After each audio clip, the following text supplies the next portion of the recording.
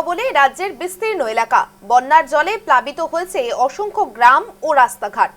হাজার হাজার পরিবারের ঘরবাড়ি হারিয়ে খোলা আকাশের নিচে জীবনযাপন করতে বাধ্য হচ্ছে।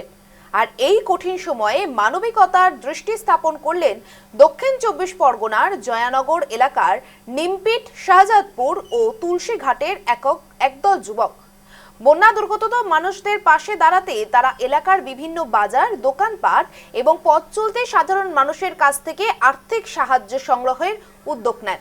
এলাকার বহু মানুষ স্বতঃস্ফূর্তভাবে এই উদ্যোগে অংশগ্রহণ করেন এবং নিজেদের সামর্থ্য অনুযায়ী অনুদান প্রদান করেন।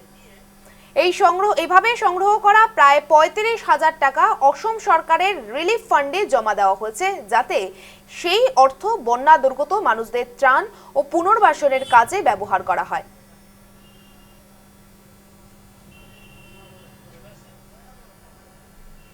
প্রত্যেক দোকান, বাজার এবং পথ চলতি মানুষের কাছে আমরা দান সংগ্রহ করেছি।